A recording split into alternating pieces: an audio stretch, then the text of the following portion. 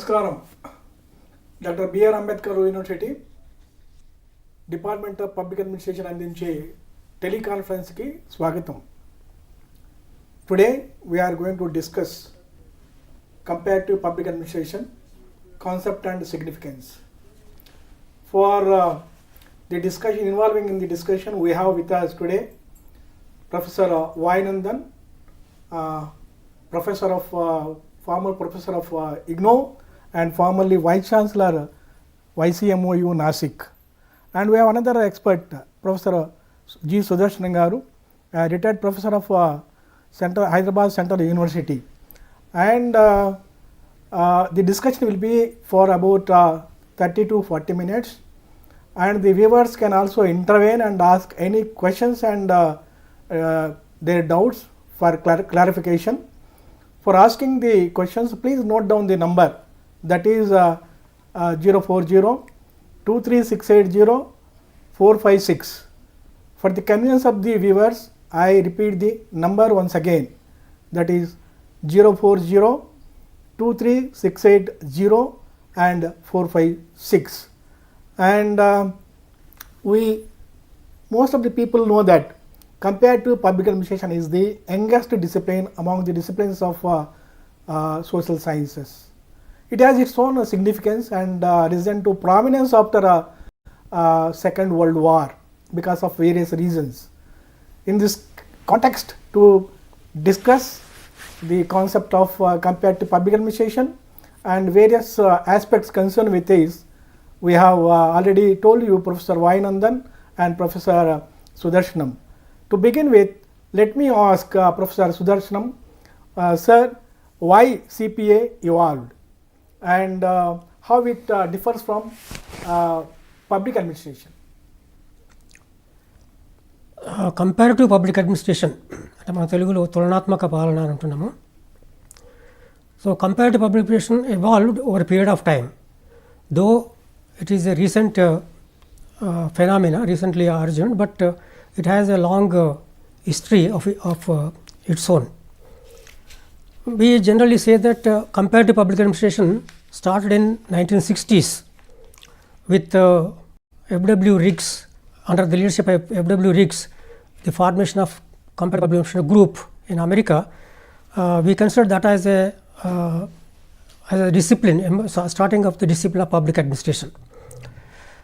అయితే ఈ public administration roots మాత్రము చాలా వెనక్కిపోవాల్సి అవుతుంది. మనకు 60స్లో స్టార్ట్ అయినా కూడా సబ్జెక్టు కంపారిటివ్ పబ్లికేషన్, దాని రూట్స్కి వెళ్ళిపోతే మనకి లేట్ 1980స్లోనే దాని రూట్స్ ఉన్నాయి. 1883లో మనకు పెండల్టన్ యాక్ట్ అనే అమెరికాలో ఒకటి యాక్ట్ వచ్చింది. ఆ యాక్ట్ రావడానికి కూడా కారణం ఏంటంటే, అమెరికాలో అంతకుముందు రిక్రూట్మెంట్ సిస్టమ్ ఎట్లుందంటే స్పాయిల్ సిస్టమ్ ఉంది. స్పాయిల్ సిస్టమ్ అంటే ఏ పార్టీ అధికారంలో ఉంటే ఆ పార్టీకి సంబంధించిన వాళ్ళను, వాళ్ళకి ఇష్టం వచ్చిన వాళ్ళని రిక్రూట్ చేసుకుంటారు. అంటే అతనికి పని వస్తుందా లేదా, నా నాలెడ్జ్ ఉందా లేదా అని చూడకుండా ఎవరి పార్టీ అధికారంలోకి వస్తే ఆ పార్టీ కార్యకర్తలు కానీ పార్టీలో ఇష్టం వచ్చిన వాళ్ళని నింపుకునేటువంటి స్పాయిల్ సిస్టమ్ ఉండేది. అయితే ఈ స్పాయిల్ సిస్టమ్ వల్ల చాలామంది డిసప్పాయింట్ అయిపోతున్నారు. ఎందుకంటే ఆ పార్టీకి సంబంధించిన వాళ్ళు కానీ లేకపోతే అక్కడ అవకాశాలు దక్కని అన్ఎంప్లాయిడ్ పీపుల్, నిరుద్యోగులు ఏవైతే ఉంటారో వాళ్ళు పెద్ద ఎత్తున ఉద్యమాలు చేయడం జరిగింది. సో అందులో భాగంగానే గ్యారీ ఫీల్డ్ అనే ఒక ప్రెసిడెంట్ ఆఫ్ అమెరికాను కూడా ఒక నిరుద్యోగి చంపేయడం జరిగింది అన్నట్టు. అంత తీవ్రమైనటువంటి పరిస్థితి ఉండింది అప్పుడు. ఆ పరిస్థితిలో పెండల్టన్ అనేటువంటి ఒక సెనేటర్ ఒకటి ఇంట్రొడ్యూస్ చేస్తారు, చట్టాన్ని బిల్ ఇంట్రొడ్యూస్ చేశారు. అది పాస్ అయినప్పుడు దాన్ని పెండల్టన్ యాక్ట్ అంటాము. అది 1883లో పెండల్టన్ యాక్ట్ పాస్ అయింది. ఆ పెండల్టన్ యాక్ట్ ప్రకారం ఏంటంటే స్పాయిల్ సిస్టమ్ బదులుగా మెరిట్ సిస్టాన్ని ఇంట్రొడ్యూస్ చేశారు. అంటే రిక్రూట్మెంట్లో, ప్రభుత్వ ఉద్యోగాల్లో రిక్రూట్మెంట్లో స్పాయిల్ సిస్టమ్ కాకుండా మెరిట్ బేస్డ్ సిస్టమ్ అనేది తీసుకొచ్చారు. అట్లే ఇప్పుడు మెరిట్ బేస్ సిస్టమ్ మనకు అప్పటికే డెమోక్రసీ అనేది చాలా పాపులర్ అయిపోయింది కాబట్టి స్పాయిల్ సిస్టమ్ అనేది రాజరిక వాటిలో రాజు దాని ఇష్టమైన వాళ్ళని నింపుకుంటాడు. ఇది అట్లా కాదు. డెమోక్రసీలో ప్రజాప్రభుత్వం ఉన్నప్పుడు ప్రజలకు అనుకూలమైనటువంటి వాళ్ళని నింపుకోవాలి. సో అందుకని ఈ మెరిట్ సిస్టము, డెమోక్రసీ అనేది ఒక మూసలో పోతాయి కాబట్టి ఈ పెండల్టన్ యాక్ట్ ప్రకారంగా మీకు మెరిట్కు ప్రాధాన్యత ఇవ్వడం జరిగింది. ఈ మెరిట్ ప్రాధాన్యత ఇస్తూ పెండల్టన్ యాక్ట్ వచ్చిన తర్వాతనే మనకు ప్రభుత్వ పాలనా శాస్త్ర ఆరాధ్యుడు ఆది వ్యక్తి అనుకునేవాడు ఉడ్రో విల్సన్ మనకు ప్రభుత్వ పాలనా శాస్త్రానికి ఆద్యుడు అని చెప్తాం మనం, ఫాదర్ ఆఫ్ పబ్లిక్ అడ్మినిస్ట్రేషన్. ఆయన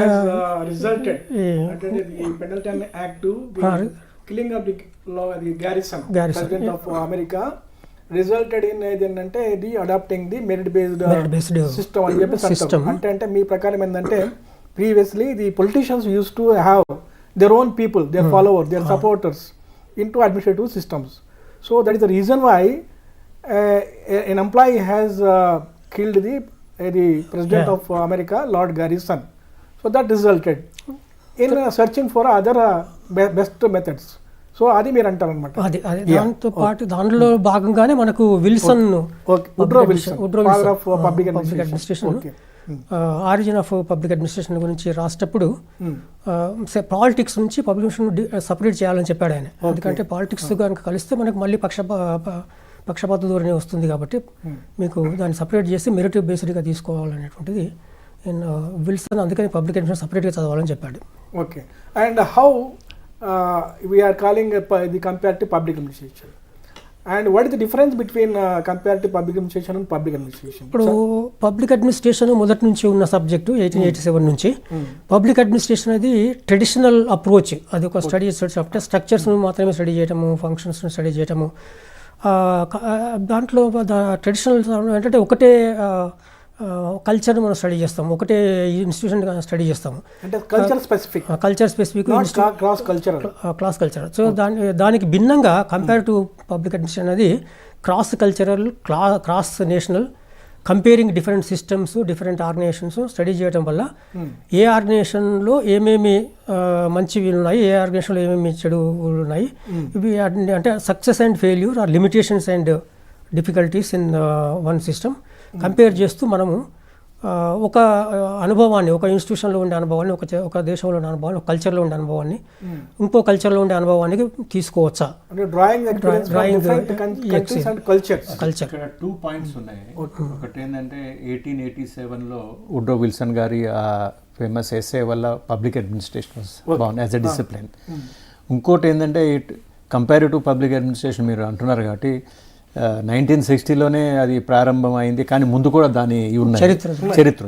ఇక్కడ ఉడ్రో విల్సనే మళ్ళీ మనం వేరే దేశాల పాలన వాళ్ళ అడ్మినిస్ట్రేటివ్ సిస్టమ్ని కంపేర్ చేసుకుని వాటిలో ఉన్న మంచి మనం తీసుకుంటే మనం మన అడ్మినిస్ట్రేటివ్ సిస్టంలో కూడా అది ఉపయోగపడుతుందని ఆయన అని. ఇంకోటి ఏమన్నాడంటే యూరోపియన్ కంట్రీస్లో మనం if you take the administrative systems from European countries but not take the what is that autocratic spirit తీసుకోకుండా వాళ్ళ మంచి ప్రాక్టీసెస్ తీసుకుంటే అని దానికి ఒకటి కంపేర్ కూడా చేస్తారు ఆయన.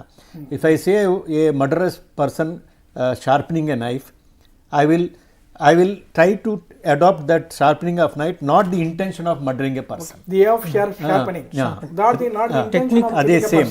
సో ఇక్కడ రెండు మీరు చూడాలి. ఒకటేమో public administration was born and equally ఆయన అంతే మరీ కంపారిటివ్ అనలేం కానీ అక్కడే ఎలిమెంట్స్ ఉన్నాయి, అక్కడే ఉన్నాయి కొంత elements of comparison there.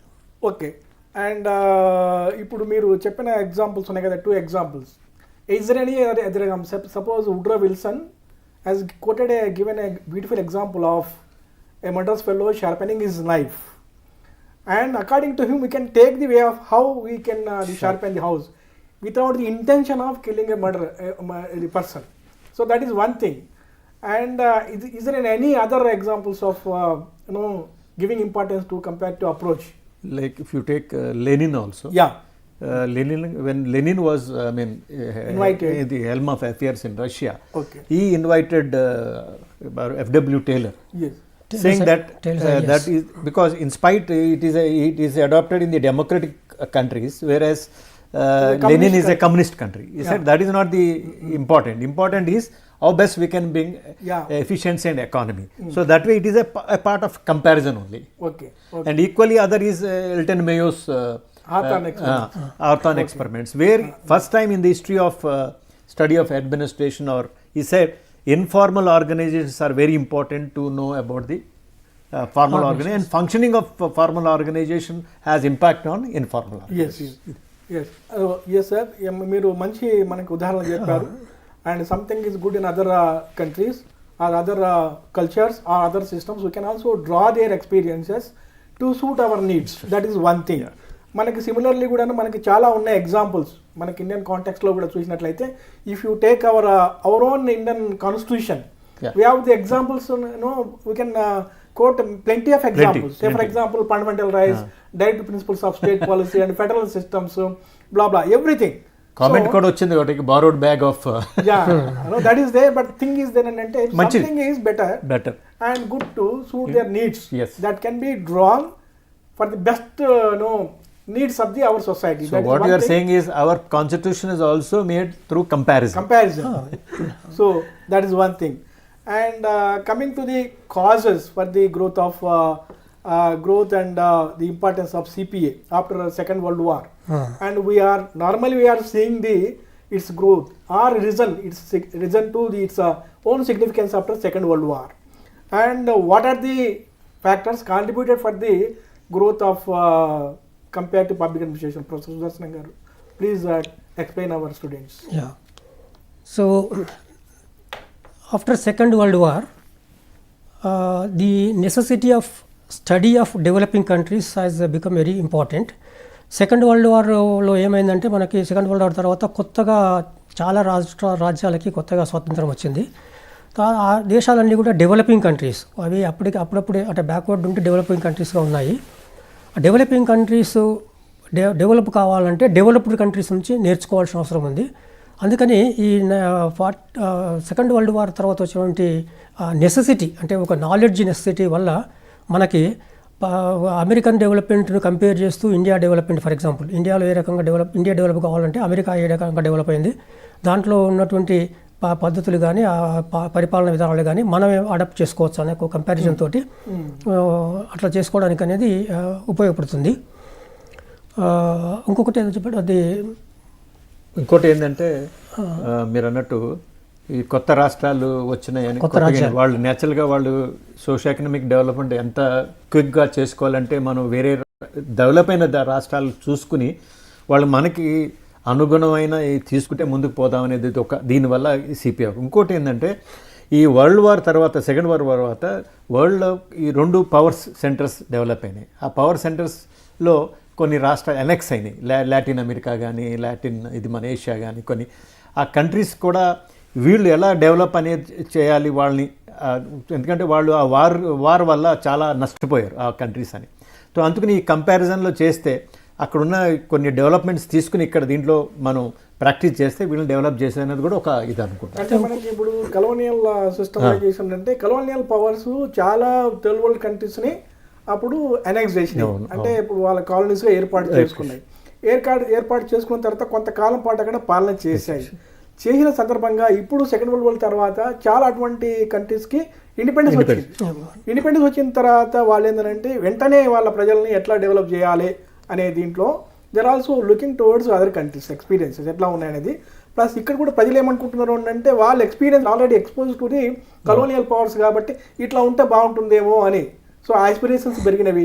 So these are all the contributor factors. ఇంకెన్ని ఏమైనా ఉన్నాయా? ఇంకోటి ఏంటంటే ఇప్పుడు మనకి 1950s వచ్చే వరకు ఇండిపెండెంట్ కొత్తగా వచ్చిన ప్రభుత్వాలు ఏవైతున్నాయో అమెరికన్ మోడల్ కానీ యూరోపియన్ మోడల్ కానీ ఇవి అడాప్ట్ చేయడం వల్ల ఆ ఎక్స్పీరియన్స్ మనకు సరిపోవట్లేదు అనేది తెలిసిపోయింది అన్నట్టు. సరిపోవట్లేదు అంటే ఇప్పుడు అమెరికా మోడల్ మన గుడ్డిగా ఫాలో అయితే ఇండియాలో డెవలప్మెంట్ రాదు అనేది తెలిసిపోయింది. అట్లే మిగతా కంట్రీస్ కూడా. అందుకని ఏం చేయాలంటే ఆ ఇండియా లాంటి డెవలపింగ్ కంట్రీస్నే స్టడీ చేయాలి. స్టడీ చేసి ఒక డెవలపింగ్ కంట్రీస్ ఇంకో డెవలపింగ్ కంట్రీస్ కంపేర్ చేయాల్సిన అవసరం ఉంది.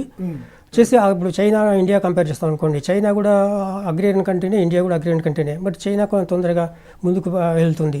సో చైనాలో అడ్మినిస్ట్రేషన్ సిస్టమ్ ఎలాగా ఉంది, మన దగ్గర అడ్మినిస్ట్రేషన్ సిస్టమ్ ఎలా ఉంది అనేటువంటి ఒక కంపారిజన్ చేయడం వల్ల, అంటే comparison between the developed country and developing country, comparison among the developing country, their experiences and taking certain common issues and useful issues, anything useful to the other culture, other nation has to be taken into account. That is another purpose of the comparison. One more thing I want to say that 1960s comparative publication start అయింది అన్నప్పుడు మనకి 60sలో ఇంకొక situation ఏమొచ్చిందంటే cold war situation. Cold war అంటే US bloc ఒకటి, తర్వాత Soviet bloc ఒకటి, అమెరికా బ్లాక్ ఒకటి, సోవియట్ బ్లాక్, 2 బ్లాక్లు వచ్చినప్పుడు చాలా డెవలపింగ్ కంట్రీస్ రష్యా వైపు చూడడం మొదలుపెట్టాయి. అంటే అది రష్యా ఇస్ కమ్యూనిస్ట్ కంట్రీ కదా, రష్యా వైపు చూడడం మొదలుపెట్టాయి.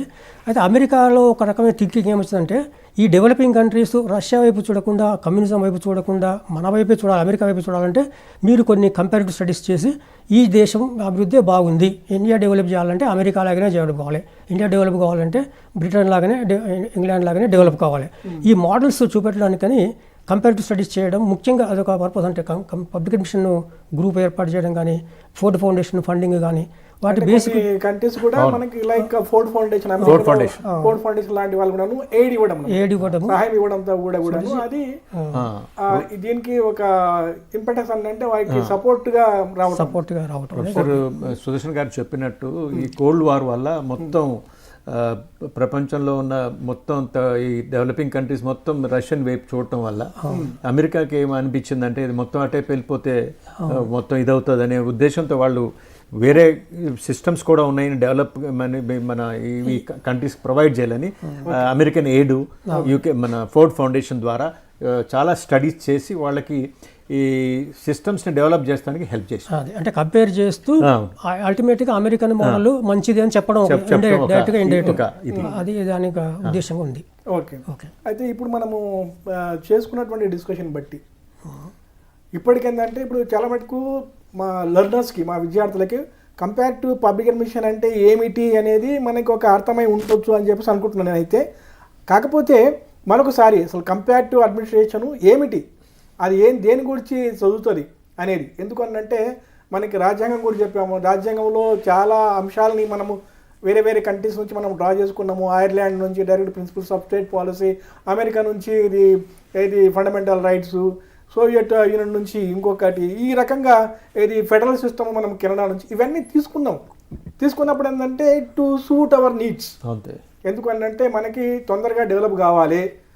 Now we are competing with other countries. చేయాలనుకున్నట్లయితే we have to draw the experience of other countries. So the reason why we are calling it as a cross-cultural, cross-cultural studies. The comparative public administration encourages that kind of studies. So ikkada what exactly we mean by comparative public administration and what is the scope of comparative public? కొద్దిగా మా విద్యార్థులకి సుదర్శనం గారు కొద్దిగా. అంటే what exactly comparative publication అంటే, comparative అంటే మనకు ఆ పదం తెలిసిపోతుంది. కంపేర్ చేయటము అంటే 2 సిస్టమ్స్ని, డిఫరెంట్ సిస్టమ్స్ని, అంటే ప్రభుత్వాలు కానీ, ఇన్స్టిట్యూషన్స్ కానీ, కల్చర్స్ కానీ కంపేర్ చేసి వాటికి మధ్య ఉన్నటువంటి తేడాలను తెలుసుకోవడానికి ఒక స్టడీ. అంటే ఇదంటే కంపారిజన్ యాజ్ ఎ మెథడ్ అనేది ఇంపార్టెంట్ కంపారిటివ్ స్టడీస్లో. కంపారిజన్ యాజ్ ఎ మెథడ్ అంటే అంతకుముందు ఉన్న ట్రెడిషనల్ స్టడీస్ కాకుండా కల్చర్, ఓన్లీ 1 కల్చరు 1 ఇన్స్టిట్యూషన్ కాకుండా 2-3 కల్చర్స్ 2-3 ఇన్స్టిట్యూషన్స్ను స్టడీ చేసి ఒకదానికి పోల్చి చూడడం అనేది కంపారిటివ్ పబ్లికేషన్ యొక్క. అంటే మనం పోల్చి చూడడం ద్వారా ఒక నాలెడ్జ్ డెవలప్ చేయడం. కంపేర్ చేసేటప్పుడు అంటే we are resorting to some kind of enquiry where we are comparing different systems. దాంట్లో we are drawing and we are studying that what are the differences and what are the similarities and how best we can take the experience of other countries. So this is the basic philosophy behind the comparative public administration అని మీరు అంటారు అనమాట. So అంతే. ఇంకా మన వాయునందన్ గారు మీరేమన్నా దీంట్లో ఈ విషయంలో మీరు అన్నట్టు, ప్రొఫెసర్ సుదర్శన్ గారు అన్నట్టు కంపారిజన్ అనేది ఆ వర్డ్లోనే కంపారిజన్ వస్తుంది కాబట్టి మీరు ముందు అన్నట్టు కాన్స్టిట్యూషన్ కూడా మనం వేరియస్ కాన్స్టిట్యూషన్స్ని కంపేర్ చేసుకుని మన దేశానికి ఏది ఇదవుతుందో అనే దాని మీద అది కూడా చాలా ఇంపార్టెంట్. కంపేర్ సింప్లీ మనం ఒక డెవలప్డ్ కంట్రీని కంపేర్ చేయటం అనేది మళ్ళీ అక్కడ చూడాలి. మనం ఆ కల్చర్ సెట్టింగ్లో మనం అది సెట్ అవుతుందా లేదా కాదేది, మన ఎకనామిక్ కండిషన్స్ కానీ, మన ఎకలాజికల్ కండిషన్ కానీ, మన కల్చరల్ కండిషన్స్ కానీ. సో ఇది కూడా చాలా ఇంపార్టెంట్. అవును. అదే అట్లానే మన డైలీ ఎక్స్పీరియన్సెస్తో కూడాను కంపారిజన్, ఓ పొడుగు అబ్బాయి ఒక పొట్టేతో కంపేర్ చేసుకోవడము, నేను కూడా పొడుగు కావడానికి ఏమైనా చేయాలని ఆలోచన చేయడాలు లాంటివి ఉన్నాయి కదా. సో ఈ similarly also in the same way also society is comparing with their systems with other systems. They can also draw their experiences, they draw the something best methods, approaches. మనకేంటంటే ట్రెడిషనల్ పబ్లిక్ యాడ్ అనేది structures పైన functions పైనే దృష్టి పెట్టింది. కాబట్టి నా we are moving from the structural aspect to అంటే ఇక్కడ క్రాస్ కల్చరల్ ఆస్పెక్ట్ మనము మూవ్ అవుతున్నాం అన్నమాట. సో ఇది ఒకటి అనమాట. అది మీరు ఈ స్కోప్ అడిగారు, స్కోప్ కంపేరిటివ్ అంటే కంపేరిటివ్ పబ్లికేషన్ పరిధి ఏమిటి అనేది చెప్పాలంటే చాలా విస్తృతమైన పరిధి. అది వైడ్ స్కోప్ ఉంది. దాంట్లో చాలా విషయాలు కూడా మనం కంపేర్ చేసి చదివేటువంటి అవకాశం ఉంటుంది. ముఖ్యంగా వాటిలో ముఖ్యం ఏంటంటే పొలిటికల్ సిస్టమ్ కంపేర్ చేయడం. Okay, different kinds of political systems ఉంటాయి. డెమోక్రసీ ఉంటుంది, తర్వాత టోటాలిటేరియన్ సిస్టమ్స్ ఉంటాయి. డిఫరెంట్ సిస్టమ్స్ ఉన్నప్పుడు వాటిని కంపేర్ చేసి స్టడీ చేయడం అనేది ఒకటి. తర్వాత విత్ ఇన్ ద డెమోక్రసీ కూడా ఒక్కొక్క కంట్రీ ఒక్కొక్క రకమైన డెమోక్రసీ ఉంటుంది. సో పార్లమెంటరీ ఫామ్ అంటే అన్ని ఒక రకంగా ఉండవు. ఒకటి పార్లమెంటరీ ఫామ్ ఆఫ్ గవర్నమెంట్ ఉంటుంది, ప్రెసిడెన్షియల్ ఫామ్ ఆఫ్ గవర్నమెంట్ ఉంటుంది. ఈ పొలిటికల్ సిస్టమ్ డిఫరెంట్ పొలిటికల్ సిస్టమ్స్ను కంపేర్ చేయడం వల్ల మనకి దాంట్లో ఉన్నటువంటి సాధక బాధకాలు కానీ లేదా ప్రతి సిస్టంలో సాధక బాధకాలు మంచి చెడులు అనేది మనకు తెలుస్తాయి. లీడర్షిప్ కూడా వస్తుంది. Political leadership, political style of working, leaders ఎట్లా వర్క్ చేస్తున్నారు, ఇవన్నీ కూడా కనుక్కోవచ్చు. రెండవది ఏంటంటే వెల్ఫేర్ పాలసీస్ కూడా కంపేర్ చేయొచ్చు. మనం వెల్ఫేర్ పాలసీస్ అంటే ఇప్పుడు ప్రాబ్లమ్స్ హౌసింగ్ కానీ, హెల్త్ కానీ, ఎడ్యుకేషన్ కానీ, కమ్యూనికేషన్ కానీ, చాలా వెల్ఫేర్ యాక్టివిటీస్ ప్రభుత్వాలు చేస్తున్నప్పుడు ఒక్కొక్క సిస్టంలో, ఒక్కొక్క ప్రభుత్వంలో, ఒక్కొక్క దేశంలో ఏ రకమైనటువంటి పాలసీస్ ఉన్నాయి, దానివల్ల ఎలా చేయాలనేది ఒకటి అంటే సోషల్ వెల్ఫేర్ పాలసీస్ కంపేర్ చేయడం అనేది ఒకటి. రెండవది ఎకానమీని అంటే అగ్రేరియన్ ఎకానమీ, ఇండస్ట్రియల్ ఎకానమీ, తర్వాత స్టేబుల్గా ఉన్నాయా లేదా ట్రేడు, ఇవన్నీ కూడా కామర్స్, ట్రేడ్, ఇవన్నీ కూడా కంపేర్ చేయొచ్చు. ఒక సిస్టంలో ఒక దగ్గర ఉండేటువంటి ట్రేడ్ సిస్టమ్, కామర్స్ సిస్టమ్ ఎలా ఉంది, మన దేశంలో ఎట్లా ఉంది. అట్లే ఎడ్యుకేషన్ సిస్టమ్ కూడా, ఎడ్యుకేషన్ సిస్టమ్ చాలా వేరియేషన్ ఉంటుంది కంట్రీకి. ఇప్పుడు కమ్యూనిస్ట్ కంట్రీస్లో ఒక రకం ఎడ్యుకేషన్ ఉంటుంది, మన దగ్గర ఒక రకం ఎడ్యుకేషన్ ఉంటుంది. సో ఏ దేశంలో ఏ రకమైన ఎడ్యుకేషన్ సిస్టమ్ ఉన్నాయి, ఏ ఎడ్యుకేషన్ సిస్టంలో ఎక్కువ లాభాలు ఉన్నాయి అనేది కనుక్కోవడం. అట్లే డిఫెన్స్ సిస్టమ్ కూడా ఒక్కొక్క కంట్రీకి ఒక్కొక్క డిఫెన్స్ మెకానిజమ్స్ ఉంటాయి, డిఫెన్స్ పాలసీస్ ఉంటాయి, డిఫెన్స్ స్ట్రాటజీస్ ఉంటాయి. ఆ స్ట్రాటజీని అర్థం చేసుకోవడం వల్ల ఒక బెటర్ స్ట్రాటజీ ఎవాల్వ్ చేయడానికి అవకాశం ఉంటుంది. అదేవిధంగా ఫైనాన్స్ అంటే మనకు డెట్ కానీ, ట్యాక్సేషన్ పాలసీస్, ఒక్కొక్క రకం ట్యాక్సేషన్ పాలసీ ఒక్కో దేశాలు ఉంటాయి. Foreign exchange policy, foreign relations policies, ఇవి స్టడీ చేయడం వల్ల కూడా ఒక బెటర్ ఫైనాన్స్ అడ్మినిస్ట్రేషన్ను మనం టేకప్ చేయాలి. అదేవిధంగా అడ్మినిస్ట్రేటివ్ ఎఫిషియన్సీ, డిఫరెంట్ సిస్టమ్స్లో ఉండే అడ్మినిస్ట్రేషన్ ఏ ఎన్విరాన్మెంట్లో పరిపాలన నడుస్తుంది, ఏ దేశంలో ఏ రకంగా ఉందని కంపేర్ చేయడము. అదేవిధంగా డెవలప్మెంట్ ఆఫ్ ఇన్ఫ్రాస్ట్రక్చర్ అంటే రోడ్స్ కానీ, ట్రాన్స్పోర్ట్ కానీ, హైవేస్, ఇరిగేషన్, ఇవన్నీ కూడా ఒక్కొక్క సమాజంలో ఒక్కొక్క రకమైనటువంటి సిస్టమ్స్ ఉంటాయి.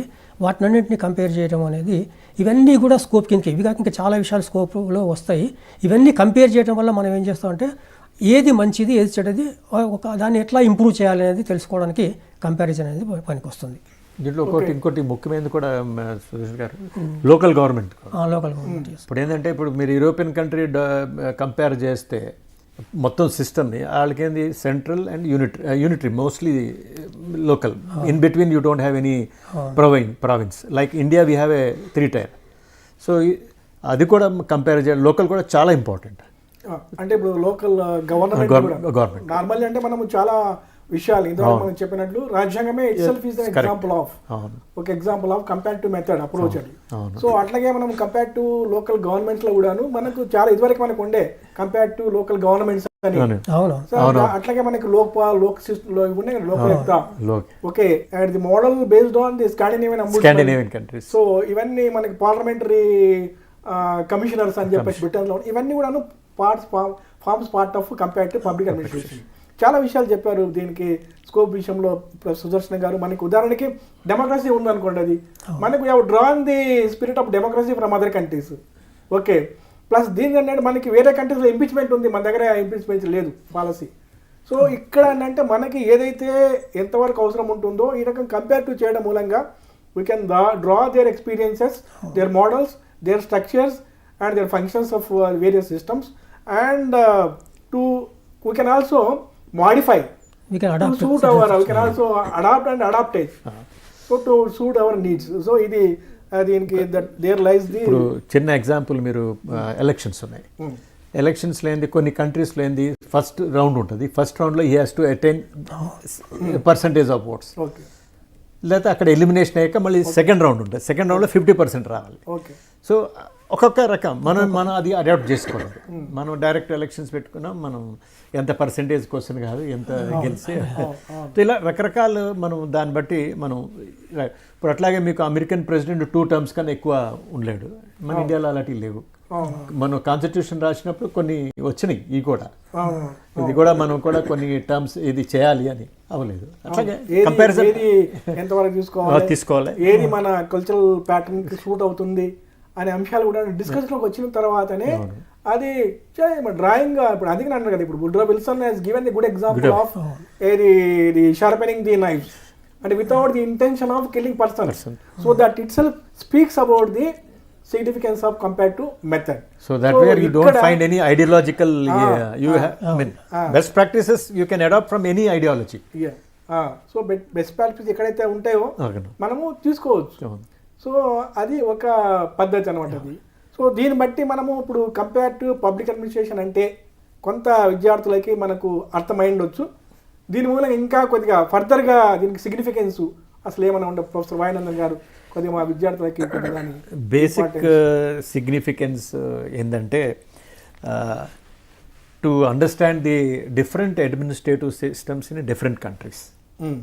ద అండర్స్టాండింగ్ వల్ల మీకు ఒక నాలెడ్జ్ పెరుగుతుంది. ఆ నాలెడ్జ్ వల్ల మీకేమి ఇది కావాలో మీ కంట్రీకి ఏది ఉపయోగపడుతుందో ఇది ఒక బేసిక్ సిగ్నిఫికెన్స్ మన కంపారిటివ్ పబ్లిక్ అడ్మినిస్ట్రేషన్. రెండోది ఏంటంటే మీరు మీ అడ్మినిస్ట్రేటివ్ స్ట్రక్చర్ని ఇప్పుడు రకరకాల స్ట్రక్చర్స్ క్రియేట్ అవుతాయి. అడ్మినిస్ట్రేటివ్ స్ట్రక్చర్ దాన్ని మీరు ఎట్లాగా దాన్ని ఇది చేయగలరో ఆ స్ట్రక్చర్ ఒక చోట వేరే కంపేర్ చేస్తే వేరే చోట స్ట్రక్చర్ ఎలా. ఇప్పుడు యూనివర్సిటీ సిస్టంలో మీకు వైస్ ఛాన్సలర్ ఉంటారు, తర్వాత కొన్ని చోట్ల ఏమో రెక్టర్ ఉంటారు, కొన్ని చోట్ల పీవీసీలు ఉంటారు, కొన్ని చోట్ల రిజిస్ట్రార్, తర్వాత ఇలా ఆ సిస్టమ్ ఎంతవరకు ఇది అనే దాని మీద వేరే దాంట్లో చూస్తే మీకు వేరే కంట్రీస్లో ఇట్లాగా ఇదొక important. Improve your administrative structure ఎట్లాగా ఉపయోగపడుతుందా మన ప్రాక్టీస్లో పెడతానికి, లేకపోతే దానికైనా అడ్డంకులు ఉన్నాయంటే వేరే సిస్టంలో ఎట్లా పనిచేస్తుంది ఆ స్ట్రక్చర్, వేరే స్ట్రక్చర్ ఎట్లా ఉంది ఆ స్ట్రక్చర్ మనం అడాప్ట్ చేసుకోవచ్చు. అలాంటి ఇదొకటి. మూడోది ఏంటంటే మనం as a discipline of public administration ఈ కంపారిటివ్ స్టడీస్ వల్ల హారిజన్ పెరుగుతుంది, మన ఒక వైడనింగ్ ఇది వస్తుంది అన్నమాట. ఎందుకంటే పబ్లిక్ అడ్మినిస్ట్రేషన్ నో డౌట్ అందరు ఒక ఇదేంటంటే it is only A practice oriented. So ఒక థియరీ బిల్డింగ్ కానీ ఒక సైంటిఫిక్ ఇది కానీ అయితే ఇది very important. That is one of the basis for comparative public administration. So this is what we understand. ఇది మాట మనకి మెయిన్ కంపారిజన్. తర్వాత ఏంటంటే అడ్మినిస్ట్రేషన్లో రిఫార్మ్స్ తీసుకురావాలంటే కూడా మనకి కంపారిటివ్ అడ్మినిస్ట్రేషన్ చాలా అవసరం. అంటే కంపేర్ చేయడం ద్వారా ఏది మంచిది ఏది చెడ్డది, అంటే success failures of systems study చేసినప్పుడు సక్సెస్ని మనం అడాప్ట్ చేసుకొని మన సిస్టంలో రిఫార్మ్స్ తీసుకురావాలి. ఇప్పుడు అడ్మినిస్ట్రేటివ్ రిఫార్మ్స్ తీసుకురావాలంటే కూడా కంపారిటివ్ స్టడీస్ అనేది they provide knowledge, data base, knowledge base for the reforms. అంటే మనం ఎటువంటి చేంజెస్ చేయాలన్నా కూడా. సో ఆ రకంగా మీకు కంపారిటివ్ పబ్లిక్ అనేది చాలా సిగ్నిఫికెన్స్ ఉన్నటువంటి అంటే ప్రాబ్లమ్స్ అర్థం చేసుకోవడం కూడా మనకు పనికి వస్తుంది. ఇప్పుడు ఒక సిస్టమ్, ఒక సొసైటీలో ఉండే సమస్యలు అర్థం చేసుకోవాలి, దానికి సంబంధించినటువంటి పాలసీ తయారు చేయాలి అన్న గవర్నమెంట్ అన్నప్పుడు కూడా మనం కంపేర్ చేయడం ద్వారా అర్థం చేసుకోవడానికి అవకాశం ఉంటుంది అన్నట్టు. సో అట్లా రకాల చాలా విషయాలు మనకి అంటే మనం రకరకాల సిస్టమ్స్ని, వ్యవస్థల్ని స్టడీ చేయడం మూలంగా ఏ సిస్టంలో ఏమేమి ఉన్నాయో మనం అడాప్ట్ చేసుకోవడానికి కాకుండా వాటిని అర్థం చేసుకొని అవి మనకి ఎంతవరకు సూటబుల్గా ఉంటవి అనేది ఒక అంశం. ఓకే, ఇటువంటి విషయాలు ఏంటంటే మనకి పాలసీ మేకర్స్ కూడాను ఇవి పనికి వస్తాయి అన్నమాట డ్రాయింగ్. ఎందుకంటే మనకి ఇందాక లోకల్ గవర్నమెంట్ అని చెప్పారు. మనకి ఇప్పుడు ఉదాహరణకి మనకి తెలుగుదేశం గవర్నమెంట్ ఉన్నప్పుడు వాళ్ళు కమ్యూనిటీ ఏది మన జన్మభూమి కాన్సెప్ట్ వాడారు. ఓకే, మనకి అలాగే నీరు ప్రోగ్రామ్స్ ఉన్నాయి. These are the some of the examples taken from the other countries. Okay, సాయిమలండంగ్ అని చెప్పేసి సౌత్ కొరియన్ దగ్గర నుంచి మనకు తీసుకున్నారు. సాయిమలండంగ్ అనేది సౌత్ కొరియన్ దగ్గర నుంచి అది తీసుకున్నారు. That is called new community movement. అది మనము ఇక్కడ వచ్చిన తర్వాత జన్మభూమి అని చెప్పేసి పెట్టాము. అంటే పీపుల్స్ పార్టిసిపేషన్ ఉంది కదా అది. Okay, with the involvement of the people and official support ఏది డెవలపింగ్ దట్ ఈస్. అంటే ఈ రకంగా కొత్త కాన్సెప్ట్స్ ఎక్కడెక్కడ ఉన్నాయి. మీరు ఉదాహరణకి ఇప్పుడు చాలా కంట్రీస్ ఉన్నాయనుకోండి, కొన్ని కంట్రీస్లో స్కాంటీ రెయిన్ఫాల్స్ ఉంటాయి. ఆ స్కాంటీ రెయిన్ఫాల్స్ని ఎట్లా మనము పూల్ అప్ చేసుకోవచ్చు, దాన్ని మట్లా మనం రీయూజ్ చేసుకుంటాం అనే సిస్టమ్స్ ఉన్నాయి కదా. చాలా చిన్న చిన్న కంట్రీస్ ఇవన్నీ అవి ఎక్స్పీరియన్స్ డ్రా చేసుకొని పెట్టుకున్నాయి. అట్లాగే మనం కూడా ఏంటంటే ఇట్లా ఉన్నప్పుడు ఎట్లా మనం చేసుకోవచ్చు అనేది మనము ఇవన్నీ కూడా కంపేరిటివ్ అప్రోచ్ నుంచి ఏది వీలవుతుంది అనేది ఒకటి ఉందన్నమాట. అది so hello hello Hello, good afternoon, sir. Good afternoon అండి. Good afternoon. My name is Pankaj Kumar. Okay I am a student of public administration Okay. from BRAOU Ambedkar Open University. Okay okay Sir, I have two questions, sir. Tell me. The first question is public administration evolution. Okay Ethnocentric or USA centric? Pardon? So my first question is how to make focus of public administration discipline more global Okay. and less ethnocentric, especially in the upcoming fourth YCMOU conference in 2028. This is question number 1, sir. Okay My question number 2 is what should be the strategy of developing countries in general Okay. and India in particular towards achievement of this goal, that is making public administration more global and less ethnocentric. Okay Thank you, sir. Okay Pankaj, thank you for posing the questions. Very beautiful questions you posed. Professor Sudarshan garu, can you answer any of these two questions? Second question, what is that? Second question is the strategies of public administration. Public administration. Strategies. No, he asked something. What strategies? Strategies, no. To is, improve public administration or improve the to improve the public administration. Okay, sure. He is asking the strategies of public administration to suit their what strategies it is going to adopt. So you mean improve the administrative Improve system the administrative systems. to be very responsive to the citizens' needs, sir? Citizens' No, we have adopted many reforms. No? Suppose citizen charter we have adopted. Okay. Certain Right to kinds of, information. Right to Information Act we have adopted. So how to improve the? No, there are different trends that are coming. One is that is think globally and act locally kind of thing is there. Yeah. No. So in the context And of in the globalization. context Then of- other important, very important is that all your services time framed now. Okay. Suppose you apply for some certificate in municipal corporation, Okay. there is a time frame. If you don't get it, you will be fined. Yeah. So these are something which I think public administration has adopted to strengthen its, mostly in practicing Okay. and very, responsive to the citizen needs. That kind of strategies, there are a lot of strategies, like what is Professor Susan Garu are saying, administrative reforms. Why we go for administrative reforms? No. Because earlier systems may not be able to perform because of various needs, something changing of policies or programs. So that reforms will naturally go into depth into those areas and try to give some of the recommendations where the government will take and try to improve upon it. So another aspect he asked in the beginning is that Eurocentric and indigenous theories. Also he raises something. So most of the theories what we have studied in public are Eurocentric only.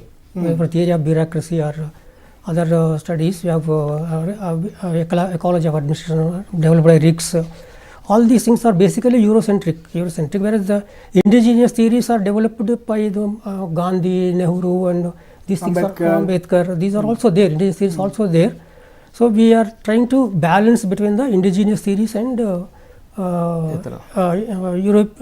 Eurocentric theories. That's why in our syllabus also we teach both Ambedkar, Gandhian approach, and also the Western approaches. And the thing is that though India has its own philosophers, say for example Kautilya, who is compared to that of a Italian Machiavelli. And whatever Kautilya proposed, he is thought is much earlier before Machiavelli. Okay. Hello. Hello, sir. My name is Sairam, sir. Yeah, Sairam. Sir, my question is to Vayunandan, sir. Okay. Sir, my question is, even though it is prepared by experts, why there is a gap between policy formulation and policy implementation? And second question is, why we are neglecting Gandhi, who is like the master of public administration, sir? Because we have a lot of village-centric development, anti-development thesis. Why is considered as anti-development thesis, sir? Thank you very much. Okay. What was the first question? Why there is a gap between policy formulation and policy implementation? Next. Next one is the Gandhian. Why we are not taking him Gandhian? See, policy formulation and policy implement, there is always, we say, administrative gap. Gaps. The reason, see, like, because there are number of, because policy is formulated at the, what you call the political level, and the implementation to the directorates and commissionerates.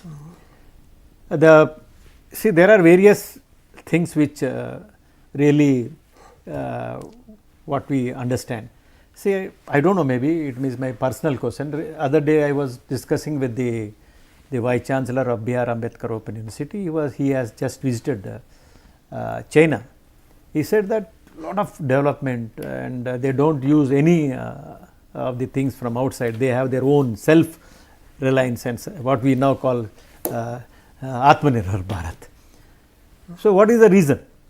So, here again we come to India. So, everything is implemented very fast. So, I think one way we find democracy, there you have a communist regime. So, I mean, if you take that, so they say they can, I mean, do the things in because of the regime. But in democracy, you know that how it's very difficult for a lot of things to, I mean, because we believe in popular things and all that. But still, I think government is coming up with various other issues, like I was discussing just before, that we have services which have to be provided by at the district level or at the municipal level, that a time frame is being given. And equally there are certain citizen charters, what exactly they are. And other very important is right to information. So, if these things are being really implemented and really strengthened, I think there will not be any gap between formulation and implementation. ఇంకోటి ఏంటంటే policy formulate చేసేటప్పుడే కూడా implementation దృష్టిలో పెట్టుకుని చేయాలి. అది చేయట్లేదు మన పొలిటికల్ సిస్టమ్. అదే they don't keep the practical difficulties in consideration while making a policy. So while policy making it self one has to look in to the possibilities of implementation and consequences of that policy implementation to prevent this kind of gap between implementation and the policy making. And is there any mechanism, say for example, if you look into the policies formulated by the previous government, say for example, various policies that emerged, and for example, freebies and any other things, and before framing any policies, they have to take into account its pros and cons. Yes. Whether it is going to be implementable, yeah, or kind of thing. Whether you take this government or that government, ultimately government are the persons. That means the people at the helm of affairs, they are formulating the policies. At the level of coining the policies or formulating the policies, they need to take into various things. Ultimately, the policies, any public policies are linked up with the finances, the financial soundness of the systems. Whether we implement, can we in a position to implement it or not? Whether our financial system supports it or not, that needs to be taken into consideration. But the reason why there is a gap, the reason is emerging a gap. And the other thing is that, okay, what the policymakers are thinking that, okay, to attract the public attention, we are formulating some policy which seems to be very good in the minds of the public, but at the level of implementation, they are getting no failures. And here, hello. Hello, sir. Good afternoon. My name is Ashwit Kumar from BA. Okay. sir, one question. Evolution of public administration as a discipline. Okay. Please explain it. Okay, as a discipline. His question is evolution of public administration as a discipline. Yes, sir. Yeah, okay. Thank you. Your name is? Ashwit Kumar. Ashwit Kumar. Thank you. Evolution of public administration as a discipline. Before Okay. that, I think one question was on Gandhi. Yeah, that is one thing. That is one thing. Okay, first we take up that Gandhi's question. What was it? Why Gandhi and policies are not implemented or something like that. Gandhi's indigenous approach to public health or his thought. Then I think most of the policies right from the post-independent, I think Gandhi ideas have been integrated. I don't think nowhere it has been, whether it's Gram Swaraj or Panchayati Raj or education, elementary education, whatever may be. I think it is not, I think to say that Cooperatives, you have to integrate almost all ideas. Most of the, say for whatever Gandhi has proposed, say for example, his new education policy, that is Nahi Talim. Yes, Naya Talim. And the trusteeship. Yes. Okay, and many other things. Yes. And Gram Swaraj. Gram Swaraj. Okay, these are some of the elements. Gram Gandhi- Sabha, all. Gram Sabha. Yeah, these are the things. And even the Involvement of Pancharaj women. system, the spirit behind the Pancharaj system also Gandhi's Yes. ideas. Yes. That is there. But the workability in the context of Indian context, that is one thing. Whether the trusteeship works, I know he has informed, has stated that the well-off or the people, Should come. the moneyed people should work for the cause of the poorer people. Is it going to happen in the Indian context? That is one thing. So even the other question, that is the gap between why there is a gap between the policy formulation and policy implementation. Is there any mechanism to check the Gaps. the policies, or why the governments are not implementing? That is one thing. The gap is because of there is no proper checking mechanism. There is no mechanism to If there also there is no proper yeah. No, policies have to be evaluated super- regularly. Policies have to be evaluated regularly. regularly, and it is a responsibility again the government why the particular policy is not being implemented properly.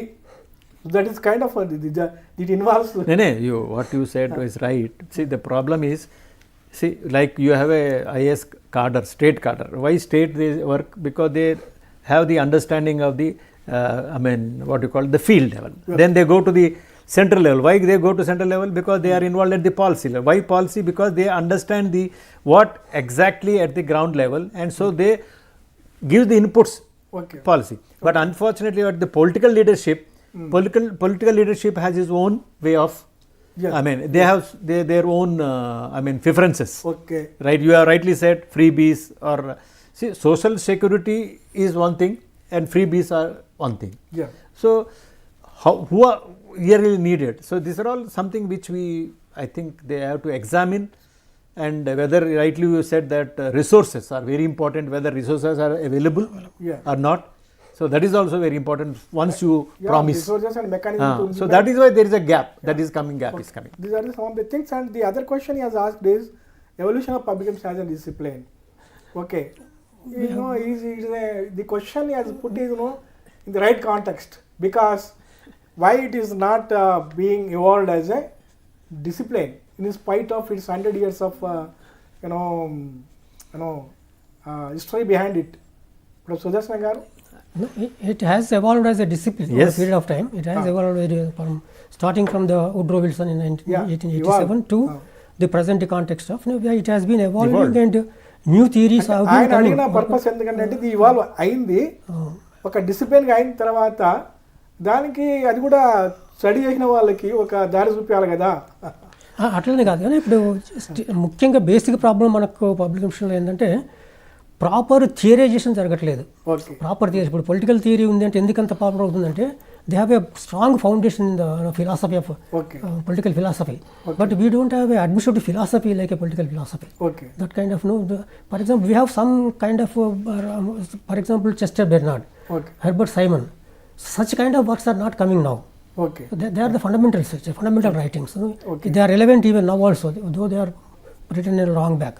So such kind of fundamental research is not coming up, and that is one reason behind this is that public administration mostly focus on practice, Okay. not theory building. Yes. So if you can build theories on par with the political theory or no sociological theories, public administration as a definitely will emerge as a It discipline. has to show the answer to the practical question. No, what Professor Sudarshanam Garu said is right. I think ours is mostly practice oriented right from the beginning. Yes. So that way, like no doubt, even like Churchard, Barnard, Riggs, Woodrow Wilson, there may be people who have contributed for theory building. Okay. Then, But what happened because of the state theories are so wide, and state has its boundary also very big compared to. Okay. So the thing is now, what they compare themselves with the political science, most of our public administration. So that was the reason. Now the UGC said that we have to have a multidisciplinary. So that way we have to, because we are a part of a state within the state. So there are certain things where we have to provide our syllabus with integrating with other social sciences, so that we can be a good source. Sir, what there is other question, sir. What are the sources of Professor Vayunandan? What are the sources of comparative public administration? Sir, lot of sources. First is, I think we have a policy orientation catalyst. See, because one of the very important activities of public administration, policy formulation and policy implementation. Okay. Yeah, So there, it's a very, you have to understand how you have to formulate and looking at the different administrative systems. So this is one of the major, source. So that way you can build up. Like you have seen number of, you have rightly quoted some Korea and all that. So these are the sources where when you have a comparison. The other way is it's a intellectual oriented, because now, as rightly said, pointed by one of the students now, sir, evolution of public administration as a discipline. So this intellectual oriented catalyst which draws up a lot of things, inquiry, analysis, theory building, various studies. So this also, like you have a CAG, that is comparative administrative. It is nothing but an intellectual inquiry. Then other we have the behavioral movement. Behavioral movement has also helped us that it is simply not the simple administrative structure, not the ideal principles. So there are other things within the organization, because we are all human beings. These organizations are manned by human beings. They are from different cultures. They have different things which that are also have to take into consideration. Then only, like you have all welfare measures. What for welfare measures? Even like people who are working in organization, they have certain incentives. Why? What for? These are all nothing but that this informal or behavioral or human relation has to be taken care of. Then it has impact on the functioning of an organization. Then we have other is that comparative political movement, because politics, as rightly said by Professor Sudarshanam Garu initially, that what is the political system, what is the political leadership, and what is the other ideological differences, and how it can be. So that comparison also will help us. Like we in the democracy, but we have adopted socialistic principles. Yes. So likewise, these are something which we, the other is the emergence of third world countries. So that was their urge was to have a socio-economic quicker development. So for that urge made them to have this, a source, this has become a big source for comparative administrative studies. Yes, quicker development. Okay. Then the other important is the other aids provided by different agencies. Okay, like so they want to give agency, like you are, you know that governance, governance as a concept developed because of the aid giving agency. They said once we want to give aid, but your governance should be like this. Okay. No subsidies, no, something like that. So this is all comparative. And lastly, that the group, you have the comparative group. That they really contributed for this. It is a big source. Yes. అంటే మీరు చెప్పిన దాని ప్రకారం ఏంటంటే మనకి policy oriented ఏంటంటే ultimately it is the persons are the helm of affairs must no encourage this kind of study, that is one thing. And the other is the intellectual, అంటే there need to be a lot of research from the cross-cultural yeah. perspective. All perspective. So these I think contribute for the importance of, Yeah. or these have acted as the Yeah. sources, main sources for the development of the comparative public administration. And thank you, Professor Vayu, for informing the main sources for the comparative public administration. Now we ask a question, and whereas there are, I think, Professor Sudarshanam, there are different approaches to the comparative public administration. Please kindly tell us, our students, what are the other different approaches to comparative public administration? Yeah, the comparative public administration has certain conceptual approaches, theoretical approaches to the study of public administration. So these approaches means how you approach a problem, how you look at the problem. Okay. So in the comparative public administration, there are many, but three important approaches are there. First approach is the bureaucratic approach.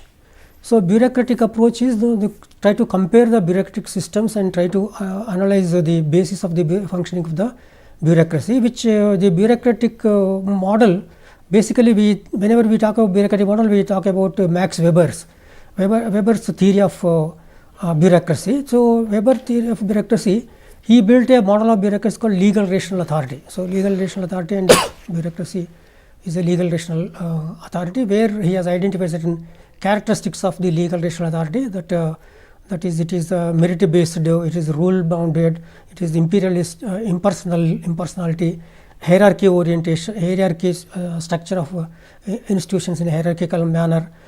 So these are all some of the bureaucratic structures, and the bureaucratic approach talks about the comparing the bureaucratic systems with other other bureaucratic model, frame of reference, country systems. Other country system, other bureaucracies. Secondly, we have systems approach to the study of comparative public administration. So systems approach says that everything is a system, and a system will consist of subsystems. The whole is consists of always parts. So for example, a body is a system. We have certain parts, head, hands, stomach, all these things are parts. So in this system, body system or social system or administrative system, any system, unless the parts coordinate and cooperate with each other, the objective of that system cannot be achieved. So systems approach, generally the Talcott, Parsons, Riggs, and many people have used the systems approach to explain the working of administrative systems. And systems approach also believes that when a policy comes out, it has to be based on certain inputs. We have to put some inputs. That inputs will go through a process called throughputs. And the throughputs of what happens inside that box throughputs, we don't know. But after that process, then output will come. That output will be a decision or a policy. Yeah, I think David Easton and Talcott Parsons have contributed for the systems approach. All inputs come from the environment. Environment. Even Riggs also used that, saying that prismatic is a kind of model where the process takes place and diffracted model emerges. Yeah. So these are the two approaches. And another last approach is the development approach. So study the comparative administration from the perspective of the developing. So development administration as an important area of administration emerged as a process of the study of developing countries. Okay. So development administration consists of study of developing countries, their cultures, and cross-cultural study of different countries, and also change. Development administration also takes into account the change as an important component. How change takes place, how development takes place over a period of time. And also administrative reforms also part of the development administration. How to administration also has to develop. Okay. So traditional administration to modern development, we have technological progress is taking place. You have computer systems. All these things have to be adapted into the administrative system, and a better method of administration system has to be evolved. Okay. So these are the three basic important but approaches to study of comparative public administration. And now it is the time to ask a question last. Why the comparative public administration has declined after 1970s? What are the causes? Kindly Professor Sudarshanam and Professor Vayunandan also. I think see, comparative public administration, how it emerged is itself provides answer for how it declined. Yes.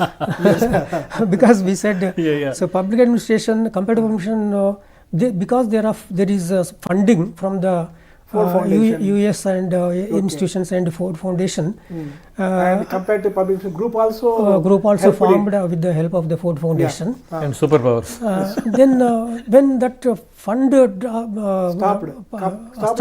stopped, Yeah. interest of the scholars also stopped with the study of comparative public administration. Okay. Another thing is that the comparative public administration, when it emerged, initially we said that US and the developed countries have to build certain models of development to show the developing countries that these are the models you have to adopt if you want to develop. Okay. But over a period of time, what happened is that those models, based on the experience of the developed countries, have not worked Yeah. for the development of the developing The countries. suitability of Not the suitability Western of models to the developing countries is also one of the reasons for the decline of the importance to comparative public administration.